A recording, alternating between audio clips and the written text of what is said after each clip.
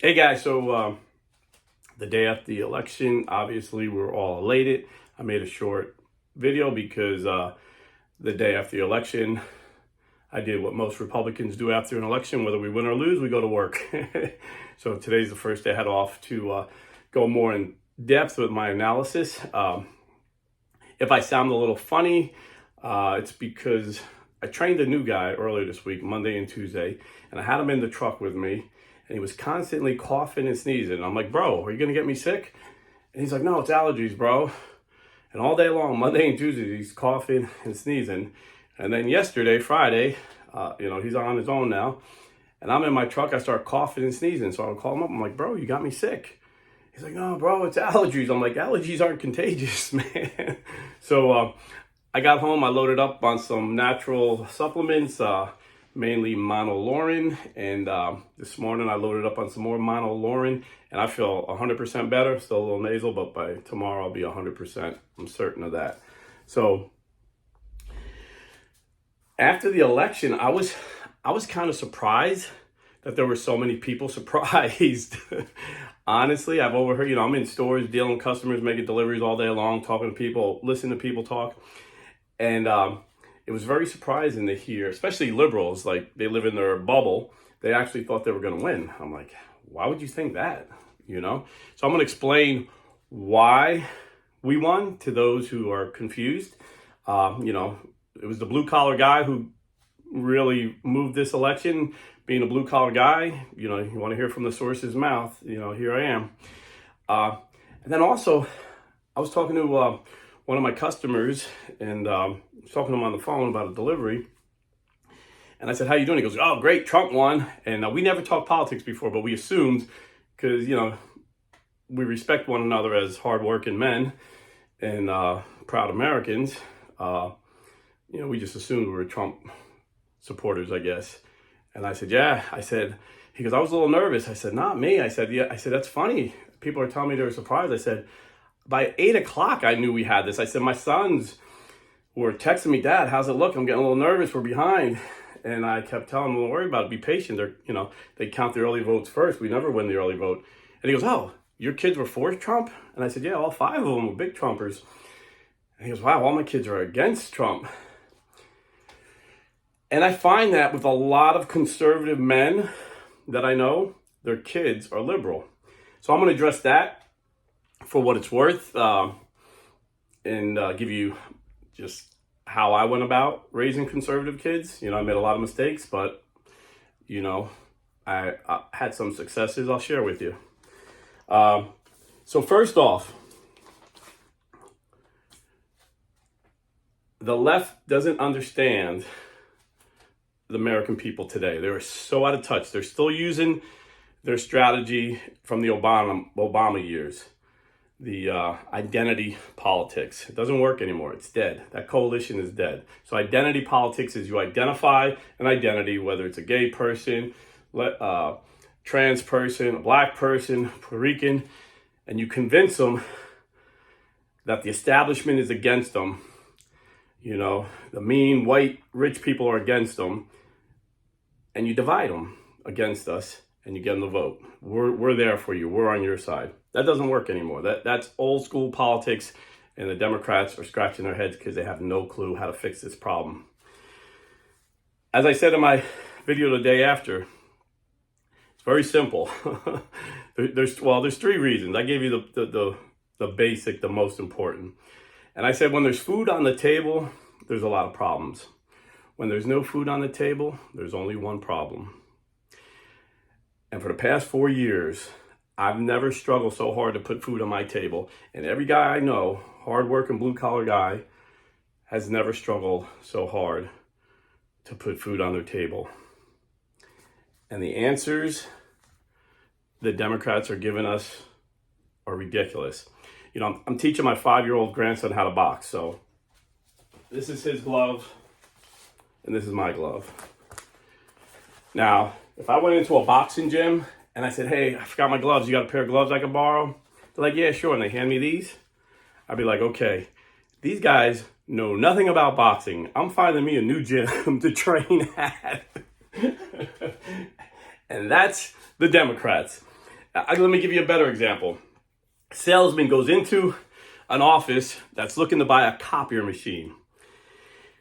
And they say, and the guy says, listen, this copier machine can copy 1,000 pages per minute, 20 different colors, 3D, and it only costs $10,000.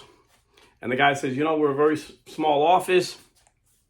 I just need something to print. Maybe I do 100 copies a day. It doesn't have to be that fast. And my budget's $5,000.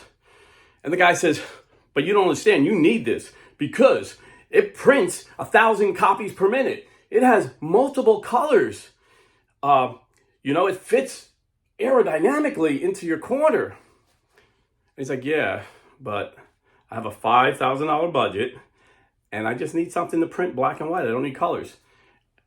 And the salesman's confused, like, this is the best copier in the world, and I'm giving you a discount. I don't understand it. Then another salesman walks in, and the guy says to him, hey, I need a copier just to print. I need black and white copies. My budget's $5,000. He goes, well, I have this copier right here. It prints black and white. Does 20 copies a minute. It's not that fast, but it's on sale for $49.99. And the guy says, okay, I'll take it. And the other salesman is like, you're so stupid. You're garbage. You're deplorable. How could you buy that? That's a piece of crap. Don't you know that's a piece of crap?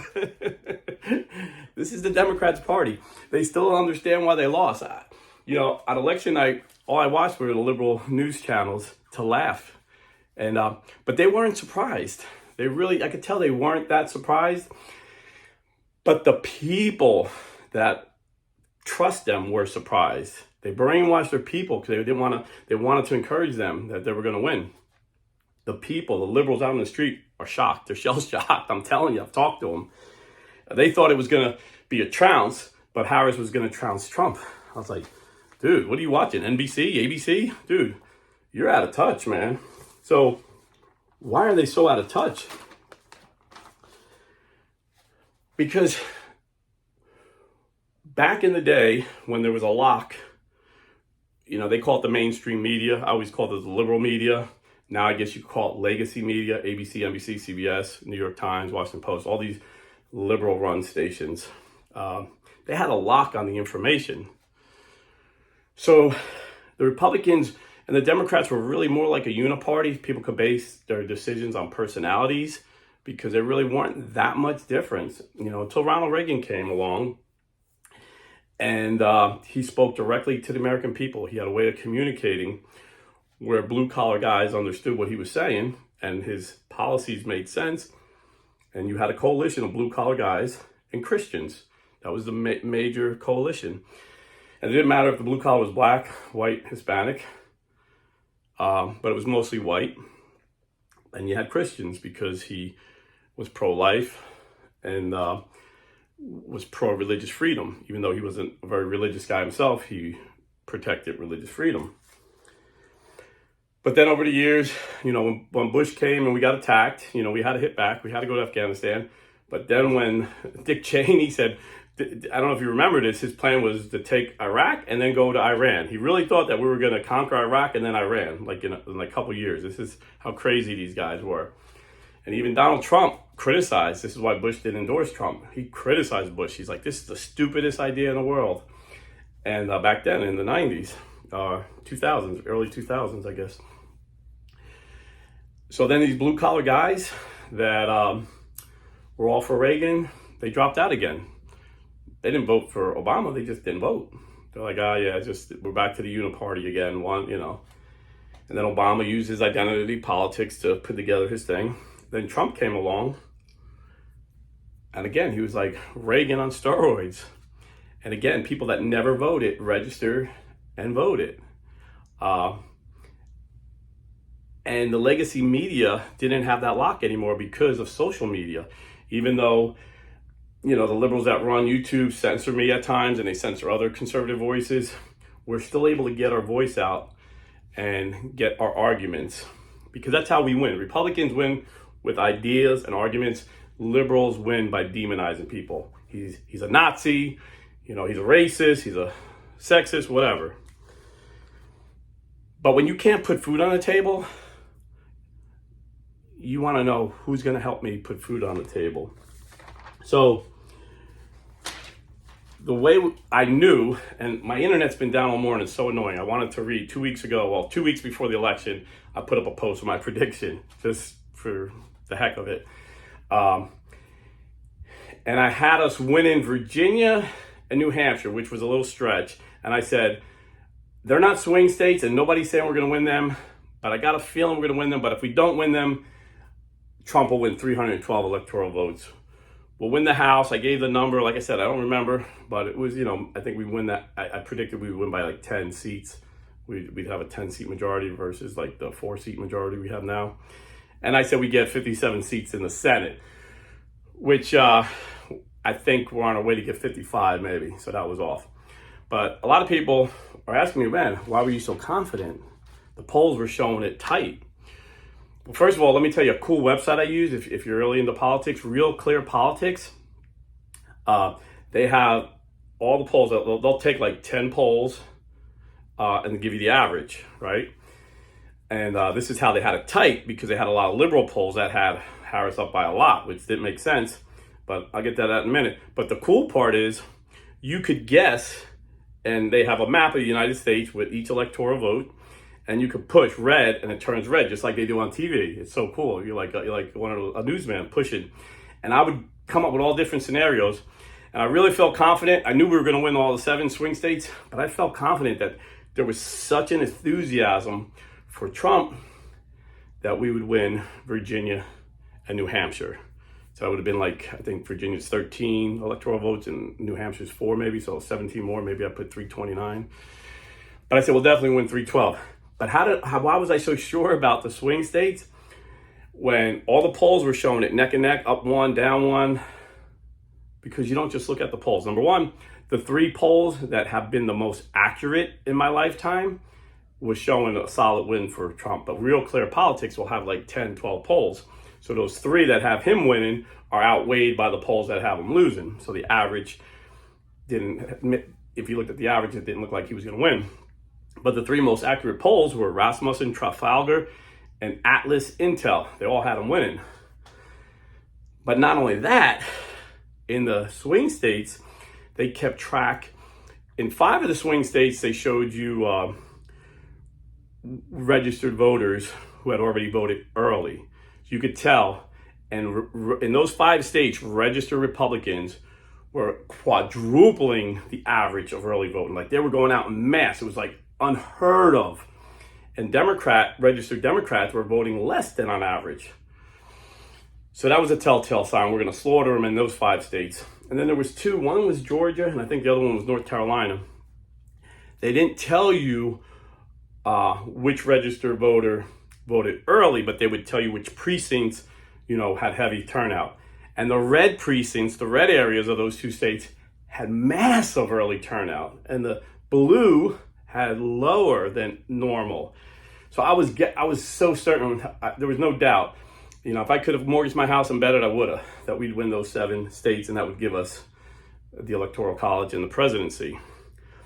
But I felt such an enthusiasm. But New Hampshire and Virginia, I don't know, because they weren't swing states, people weren't paying attention, but I couldn't find any data. Saying how many registered Republicans or what area was voting early. So that was kind of like a gut guess, and then I was wrong. I should have stuck to the data, and I would have had it perfect, 312.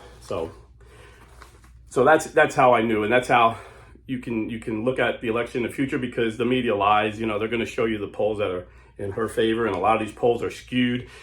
They poll more Democrats than Republicans, so they find the answer that the network wants. And if it's an outlier, they normally don't even show it. It's called herd polling, because they don't want to look like they're foolish. Except that woman in Iowa, she put it out, so you got to give her props, showing Trump was going to lose by 8, because that's what she found. Now, her method was probably way off. She probably polled way too many Democrats. So that's how I was so sure. And so number one, why we won was the economy. James Carville and George Stephanopoulos, when they ran two successful campaigns for Bill Clinton, they said it's the economy, stupid, and they were right. Although both of these guys are flaming liberals that I don't agree about anything with them on policies and politics, I got to give them props. They're very smart strategists. In fact, George Stephanopoulos, he's like a CIA special ops. Now he's an ABC news anchor, and like some people actually believe he's a journalist. It's amazing. These guys are smart. They know how to fight. They fight dirty, but they fight hard. So I'm sorry, getting a little part of that, whatever I got. So that's number one, was the economy. But number two, people don't like being lied to. This administration lied to us from the beginning, telling us Joe Biden was normal. The media lied to us, telling us Joe Biden was normal. They lied to us about inflation. We're saying, dude, I can't afford groceries. Well, it's just transitionary, it's transitory. It's this is normal. No, it's not normal. It was nowhere near normal, and the average person knew it. And they're like, don't believe your eyes. It's normal. In fact, the economy is better. And they have these data nerds saying, based on this and this, they give you these confusing, Harvard economics. See, the economy is actually good. And you're like, dude, butter's $6. My gas is over $3. With Trump, butter was $2 and my gas was $2. Don't tell me. Back in the day, the landlord would raise your rent $50. Under Biden, I got my kids and my friends tell me, dude, my landlord just raised my rent $600. Like that was like an average thing down here. When the lease renewed, $600. It was crazy. And these people are like, oh, the economy is better than ever. Then we see people, running across the border and, with I love Biden shirts. And they're like, the border's under control. Oh, this is just a Republican talking point. Until the Republicans started sending the migrants to blue cities, and then they start begging for help. Now, all of a sudden, the last year of the Biden administration, everyone was like, yeah, I guess it's an issue. With, 10 million people, more than 80% of the state's populations,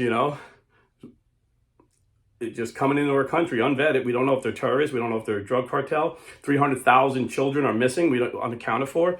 It was the most disastrous border policy of any country in the history of the world. And they're telling us, no, it's not that bad. And they just keep lying and lying, and people don't like being lied to. It's just like with climate change. Yeah, we all agree the climate's changing, but watch what they do, not what they say. They're saying because the climate's changing, the oceans are going to rise and all this beachfront property is going to fall into the ocean. Therefore, you guys got to ride bicycles and mass transit while we ride jet planes and SUVs. They're such hypocrites. And watch what they do. If they really believe that it was so alarming, and it's happening, Republicans just don't believe it's this alarming, that we have the technology, we're smart enough, we can adapt, we can deal with the situation. But they're like, no, the government needs control. It's always the government needs control. Harris signed like a $90 trillion, Green Deal bill she introduced, where the government would have so much control over industry, basically, communism. And Obama has a $10 million, after he retires from, after he's out of the presidency, has a $10 million mansion built on the beach in Hawaii. That has another $10 million mansion built on the beach in Martha Vineyards. And all these rich people, they live like there's no climate alarm, but they preach their people and their people believe them. So there's true warriors. They think the greatest danger in our life is that the ocean's going to rise of, eighth of an inch in 100 years. So you notice they didn't even talk about it this time. Like that was never even brought up. Climate change was never brought up. Maybe here and there, but I didn't see it. So they know they were caught lying. And so what is their answer? Their answer is, first, their go-to is, we need to regulate social media because there's too much misinformation. What they're saying is, we need to regulate social media because we're not controlling the story. We're not controlling the narrative. The people are too dumb to watch other people that have different opinions than us.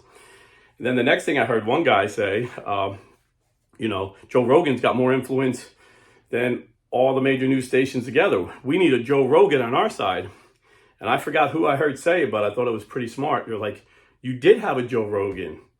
His name was Joe Rogan. Joe Rogan was a liberal, just like the last election cycle. He was a big Bernie Sanders supporter. He supported Biden. He was never Republican.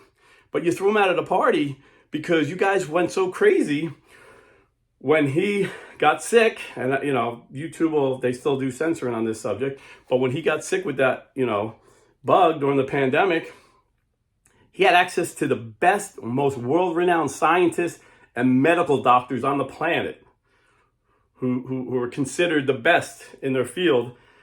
And they gave him the protocol, and he was better in a day. And the media scorched him and said he's a lunatic. He's taken horse medicine.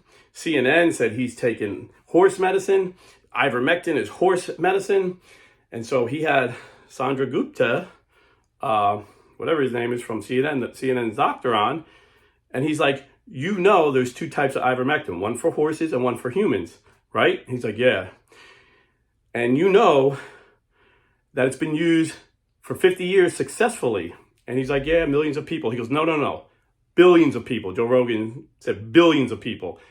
And Dr. Gupta had to admit, yes, billions of people have been helped with ivermectin. He's like, so why would your channel lie and tell the people I'm using some ridiculous horse medicine when I'm telling you it helped? I know what I felt like before, and I know what I felt like after. And he's like, yeah, I don't know why they said that. He admitted they lied. And then he starts interviewing people, and he sees everything's getting censored. And this was a big key for so many people. They seen freedom of speech under attack. RFK Jr., lifelong Democrat, seen he was censored by he was running against Joe Biden. He was, as a Democrat, he was in the primary. They did have a primary, but they wouldn't allow him to debate, and none of the news stations would show him. So he would have to go on shows like Joe Rogan. And he's like, yeah, they're censoring him. So this is the coalition. People that love freedom. Freedom of speech was under attack. This is what communists do. They attack your freedom of speech, and they attack your freedom of religion. That's why our founders were smart enough to make that the First Amendment in the Constitution. Then they go after your guns. That's why they made that the Second Amendment. And the Democrats are always attacking those three freedoms. Always. So you had this coalition that loved freedom of speech, and they realized, man, I've been lied to. Maybe I don't agree with all of Trump's policies, but the most important ones are freedom. We need a freedom candidate. And then you've seen what warmongers these Democrats were. They were no different than Dick Cheney and Liz Cheney. That's why they supported them. And you had Tulsi Gabbard, a lifelong Democrat, who I think was the last one to drop out when Biden won the first time as a Democrat. She destroyed Kamala Harris in the debate back then in 2020. She becomes a Republican and a strong supporter of Trump because he said he's the peace candidate. Tulsi Gabbard is an Iraq war veteran. I think she's a colonel in the army. So it's not like she's some hippie. But she knows peace through strength is what Trump gave us. And then the media lies, or like they constantly say, oh, Trump's just going to surrender to Putin. No. You see, when we say we want to end the war, we don't mean we want Russia to win the war. We want to end the war. So a million people died. And it would have never started if Trump was president. You see, they invaded Ukraine when Obama was president, and they took Crimea because he wouldn't give them any help. Ukrainians begged him for Javelin missiles. Instead, he sent them blankets and MREs. Trump came in. The first thing he did was send them the Javelin missiles in case Putin tried to do it again. Then he sent 1,000 Green Berets to train their forces. This is why the Ukraine soldiers are far superior to the Russian soldiers, because they were trained by the best in the world, the Green Berets. Then Trump told Putin, don't even think about invading Ukraine. I'll drop a bomb on Moscow. And Mike Pompeo said he was there, and he said, Putin kind of looked at him funny. He goes, I know what Putin was thinking. He was 95% sure Trump wouldn't drop a bomb on Moscow, but there was that 5% like, this crazy bastard might do it. It's what you call peace through strength. Carry a big stick so you don't have to use it. They never invaded. They never invaded. Biden was like, don't invade, don't invade. But he gave them every incentive. See, under Trump, he unleashed oil independence. So a barrel of oil went way down to like $30 a barrel. Russians' number one income source is oil. At $30 a barrel, they were struggling to keep the lights on in Russia, never mind waging a war that would cost them trillions of dollars. So that was another reason. Biden comes in and he opens up the first week, like executive orders, opens up the Russian pipeline to Germany so Germany can buy oil from Russia, and he closes down our pipeline. It was like he set this up. And you would say, why would he want them to invade? It's the military-industrial complex. If you listen to RFK and JFK, Eisenhower, they make a lot of money on war. They make a lot of money on war. Joe Biden's brother, Jim Biden, has no experience in building, but like Dick Cheney, made tens of millions of dollars rebuilding Iraq because he had a construction company. Dick Cheney's company was Halliburton. Jim Biden's company, I forget what it was. A lot of money to be made. A lot of money to be made. A lot of hands being greased. So that's why a month after the war, when Putin and Zelensky signed a peace agreement, Boris Johnson was sent by Joe Biden and tell Zelensky, rip it up. We don't want peace. We want a regime change. We're going to fight this until Putin's gone. So this would be a never-ending war.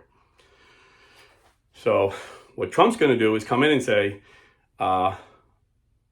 you better leave, or we're going to sanction you so hard that you're going to be broke. And already you see they're talking. Already Germany said they're going to stop buying oil from Russia and buy it from us. He's not even president yet, and things are changing. So the blue-collar guy that supported Reagan, because back in the day, conservatives didn't like to go to war. It was always the Democrats that got us in the war. And then Bush, just blended in with the Uniparty. So those blue-collar guys came back because we're usually the guys that go to war. Dick Cheney got 5 deferments for Vietnam when he was eligible to go to war. And you say, well, so did Trump. Yeah, but Trump's against war. He was against the Vietnam War. He was against the Iraq War, and he was against every war since. So at least he's consistent. But so there you have it. You have the economy, the world peace, immigration, which affects the economy and everything else. And all the Democrats had was resort to name calling. And when calling him bad names weren't working, they started calling us bad names. I mean, Trump, could be the toughest name caller out of them all, but he never calls the voters names. He always calls the politicians the names. They were calling us. Hillary called us deplorables. Tim Walz and Kamala Harris said we're Nazis. And Joe Biden said we're garbage. I'm like, all right, well, November 5th is garbage day. And we're taking you out. And we did. So if the Democrats really want to understand, they have to understand what Ronald Reagan said. A high tide lifts everyone's boat. Don't separate rich, poor. You make America great and we all do better. Cut corporate taxes like Trump did, and more jobs come back to America and more jobs pay more. Firsthand, blue collar wages went up like 12% the first time in the past 50 years. And inflation stayed the same. Under Biden, blue collar wages went down and inflation went way up. So if you want to understand us, don't separate us. We all want the same thing. I have black friends, Puerto Rican friends. Osceola County, where I live, is 50% Hispanic, and it's mostly, probably 90% of them are Puerto Rican. And we voted 80% for Trump this time. Last time Biden won this county by 14%, and Hillary won it by 20%, and Obama won it. Because we all want the same thing.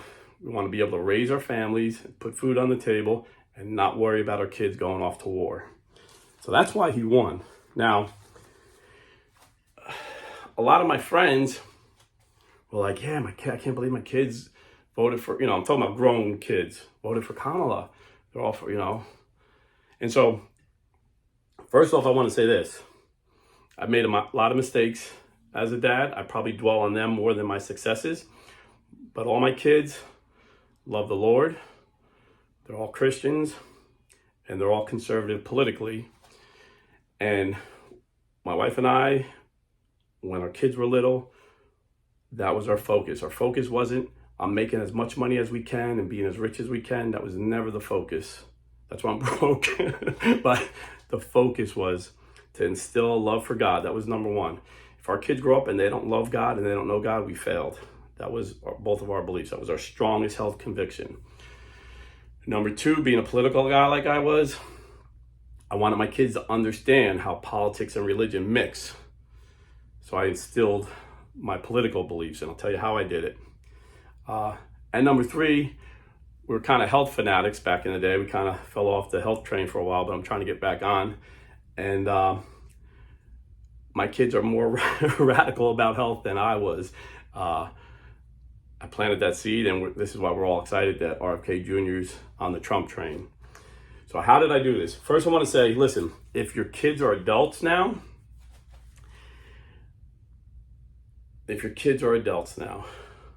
don't ruin your relationship over politics. If you can explain to them why and accept why they believe what they believe, that's fine. But if it's going to get in a fight, just ignore it. I got a friend, he says every time he talks to his adult son, they argue. I'm like, stop talking about politics. You both love the Knicks. You both love the Yankees. Talk about sports. Talk about family. It's not worth to lose a family member or a friend over politics. To me, that's juvenile. Don't do it. Don't do it. But if you have young children that you still have influence on, living in your home, let me give you some of the tips. People ask me for the tips. Again, I've made more mistakes than I've had successes, and I dwell on those mistakes more than I dwell on the successes. But if I can help in any way, I will.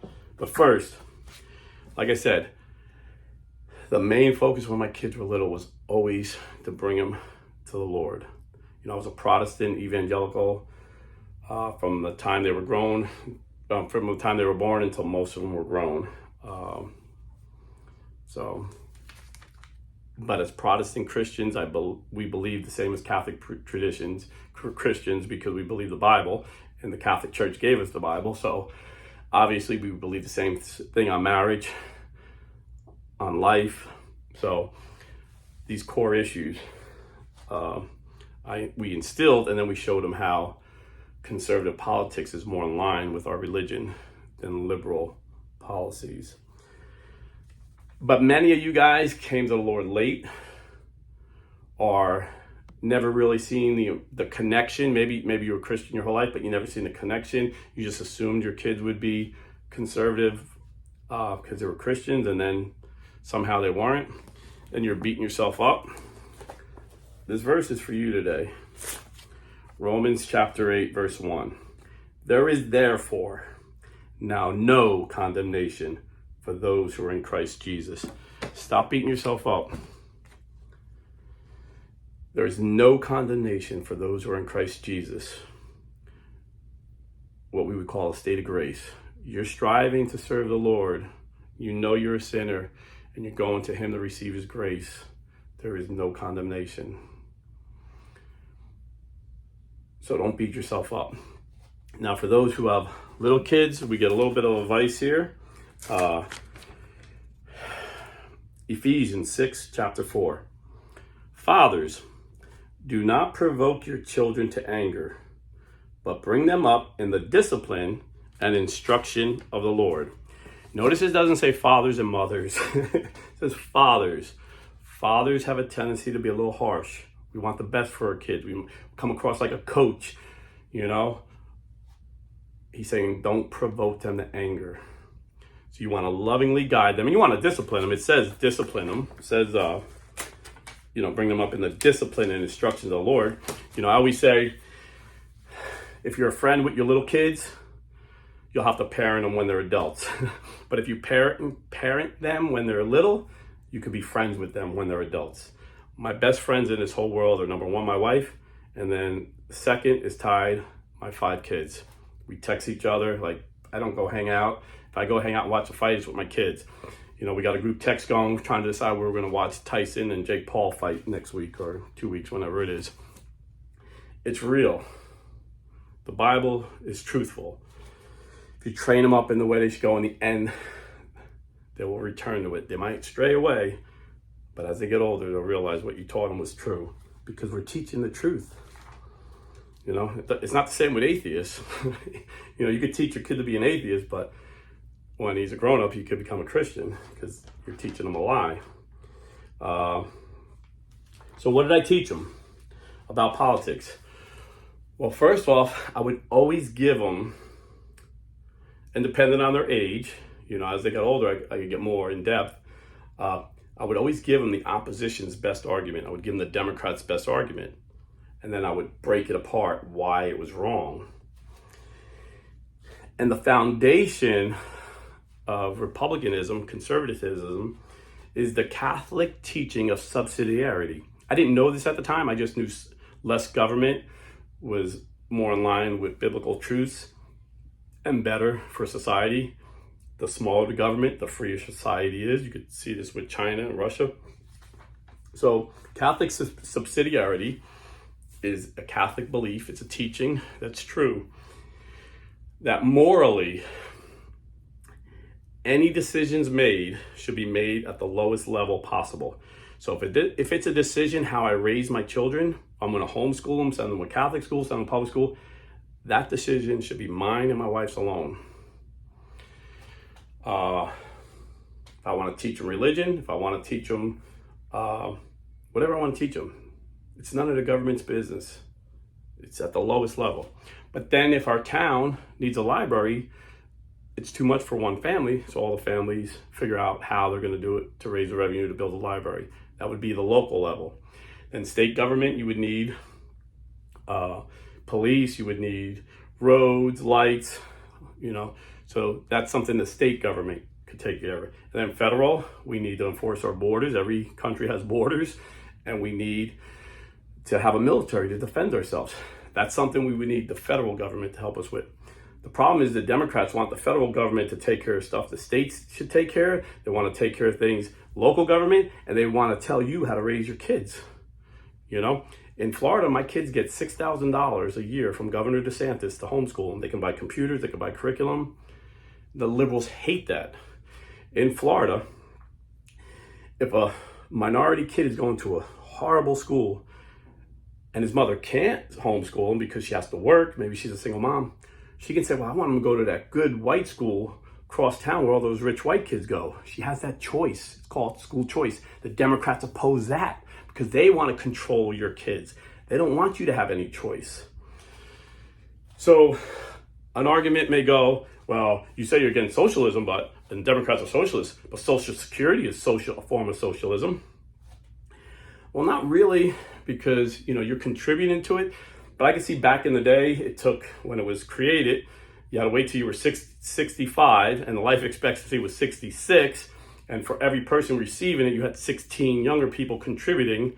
Now the life expectancy is like 78, and you only have 3 people contributing for everyone's receiving. So it's not sustainable, number one. Anything the government does, you know, is usually not sustainable. That's number one. Number two, if you took the average person who gave from, say, started working at 18 and went to 65, and now it's older, you know, but I don't know what the age is now, but they changed it. But say 18 to 65, maybe he gets a check for $1,500 a month for the rest of his life. If he took that same amount of money, and the government couldn't take, I think they take 6.2% for working guys and 12.4% for people that are self-employed. If you took that 6% and put it in the stock market every week from your paycheck, you would retire with a couple $1 million. I think you'd be a little better off. You know, it was just like Kamala Harris was saying, you know, they say they didn't like all the spending, but they liked that $1,400 check we gave them during COVID. And I'm like, okay, what good is a $1,400 check, one check, when the average person is spending $2,000 more on living expenses every month? You see, they give you crumbs, and I'm like, you should be happy with that. So these would be arguments I would give them. Well, we're Christians, we should take care of the poor. Well, what's better, to give the poor a fish or to teach the poor how to fish? So Republicans, you'll give them a fish. Like, if you're starving, we're going to feed you. We're generous people. But I'm going to teach you how to fish. And you know what?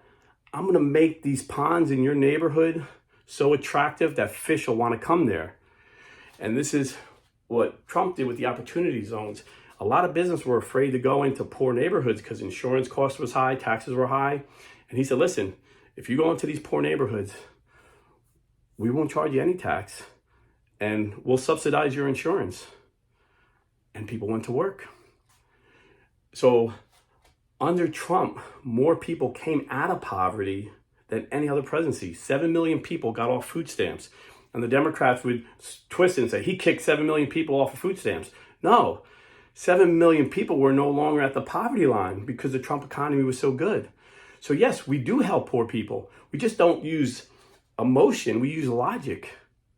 So that's how I would explain it to my kids. But always listen to them, don't tell them they're wrong. Like, we got 2 ears and 1 mouth, we should listen twice as much, see what they're thinking. Always, communicate with your kids and know what they're thinking, what are they hearing? And then give them a logical argument. And if you don't know, tell them, I don't know. That's a good argument. Let me think about this. And, try and figure it out. But the most important thing is to bring our children to know the Lord. And if you're Catholic, to love the church. Because then she's going to love her teachings on life and marriage and Catholic subsidiarity. And it'll just become natural. You'll know how to vote. You won't have to tell them who to vote for. So, for what it's worth, that's what it is. I got some apologetic videos coming up, some other cool videos. Got some good guests that want to come on. I'm trying to figure out when I can get them on. But until next time, stay Catholic.